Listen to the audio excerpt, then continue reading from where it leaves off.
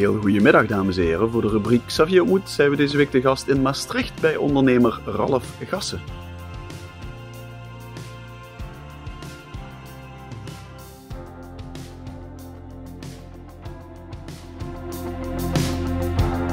Ik kreeg gisteren een herinnering op Facebook. Toen, een jaar geleden hadden we hier nog de eer om hier de bladlancering te houden. Toen was je zaak toch al een half jaar open. Ja, en nu zitten we in een lege zaak. Dat moet toch ook een beetje een frustrerend gevoel geven. Hè? Het is een heel apart gevoel, inderdaad. Een jaar geleden hadden we hier de opening van onze hersenswinkel. Ja.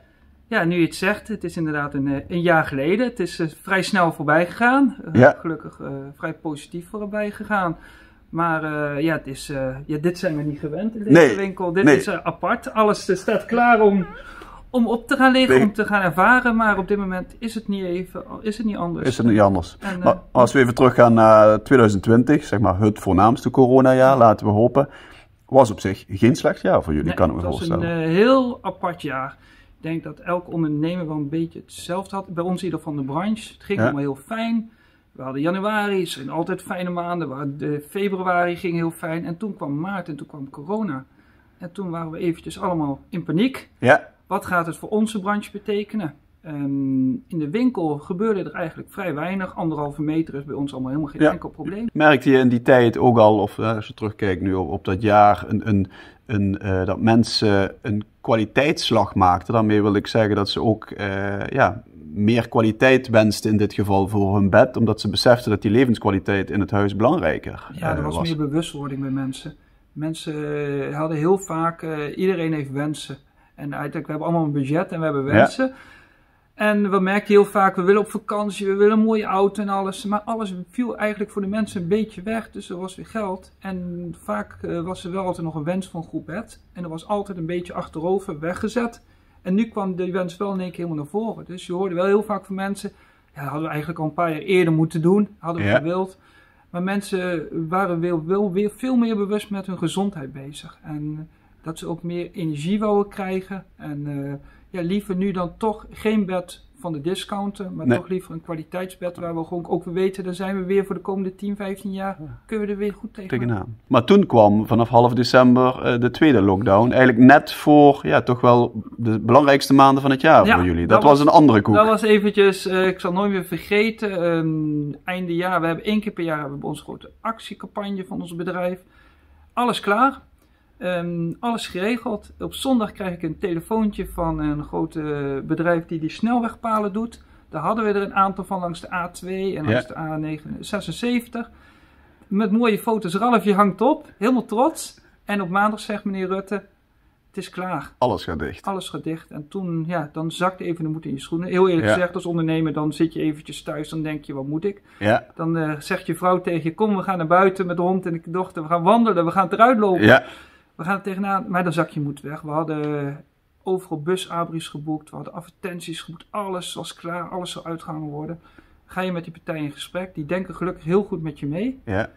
Maar dan ga je bij elkaar zitten van wat nu? Wat nu? En dan komt het ondernemer in je naar boven. En wij zijn jong, wij zijn ondernemend en wij denken, er kan alles gebeuren. Dus je bent niet bij de pakken neer blijven zitten? Nee, er kan alles gebeuren, maar wij gaan ook deze tijd er doorheen komen. Wij gaan dit gewoon doen. Maar wat zijn jullie dan gaan doen? Want de deuren moesten dicht. De deuren moesten dicht, maar dan ga je aan tafel zitten en denk je, wat is het bedrijf, ons moederbedrijf Gassen Slaapcomfort groot mee geworden? Wat hebben mijn ouders vroeger goed gedaan, dat wij daar nog elke dag ook nog de vrucht van plukken?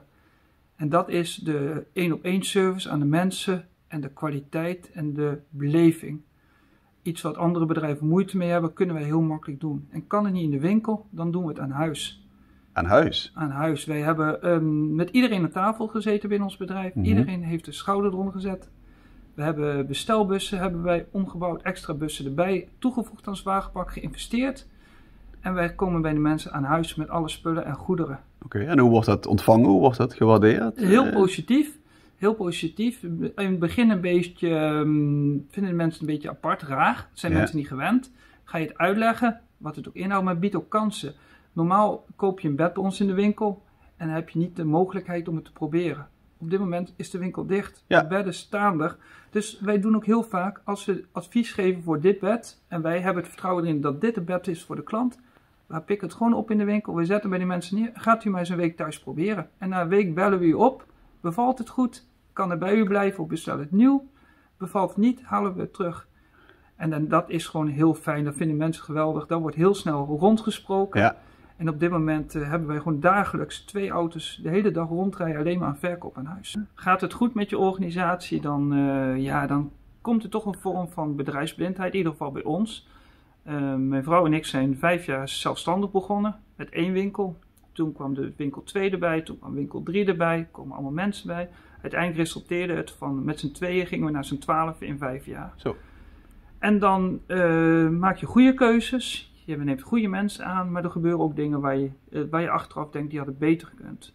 Alleen wij hebben gedacht, deze periode gaan we ook gebruiken om de mensen en de winkels nog beter te krijgen. Dus we hebben geïnvesteerd in ons personeel, geïnvesteerd in de medewerkers, geïnvesteerd in de winkel zelf, nieuwe interieuren erin geplaatst. Maar het belangrijkste is, zit elk poppetje nog op de goede plaats? Ja. Heeft iedereen nog naar zijn zin? De ene kan er niet meer uitgehaald worden. En ja, dat was voor ons wel een hele eye-opener. Wat je zegt, je runt het met je vrouw al jarenlang. Was dat zeker in die tweede lockdown, als het goed gaat, dan versterk je elkaar. Ging dat in die tweede lockdown ook meteen in de positieve knop om van hoe komen we hier samen uit? Of zijn dat dan toch ook wel momenten dat je gefrustreerd aan de keukentafel zit? Je bent ondernemer, dus frustratie en vreugde. En dat op elkaar uit misschien. Vreugde gaat vaak heel snel samen. Ja. Nee, het is blij dat je met elkaar kunt sparren, dat je het met elkaar over kunt hebben. Ik ben de chaot, zij is meer de rust en samen komt dan een goede mix erin. En je kunt elkaar wel op een hoger niveau brengen. Samen de discussie aangaan, wat is goed, wat is niet goed. Het bedrijf verbreden, maar ook persoonlijk jezelf verbreden. Ik heb een bedrijf begonnen, ben een bedrijf begonnen. Ik heb nooit geleerd om een grote organisatie te leiden met meerdere mensen. Mijn vrouw heeft dat gelukkig wel gedaan. Dus sommige valkuilen waar ik in zou lopen anders, die kan ze voor mij goed aanvullen. Dus dat pakt eigenlijk heel goed uit. Dat pakt heel goed uit en het is wel belangrijk om wel nog een stukje privé te creëren. Dat proberen we ook wel, maar uiteindelijk als je ondernemer bent, gaat het toch ook veel over bedrijf. Het vloeit gewoon aan elkaar over eigenlijk. Hè? We zijn op dit moment druk bezig om Hersens uit te breiden. Wij hebben op dit moment het dealerschap van Limburg. Er komen ook dealerschappen elders in het land beschikbaar. Daar zijn we nu in gesprekken mee. Wij hebben vertrouwen in het merk en je hebt altijd ups en downs, maar we hebben ook een heel goed jaar gehad. En als je kunt profiteren, dan moet je ook af en toe kunnen incasseren. En dat is op dit moment, ben ik heel eerlijk in, dit segment is lastiger. Dit segment heeft het op dit moment moeilijk omdat het grote uitgaven zijn. Willen mensen meer beleving bij hebben, is moeilijk om een huis aan de deur te verkopen. Wordt wel gedaan, maar is lastiger. Ja.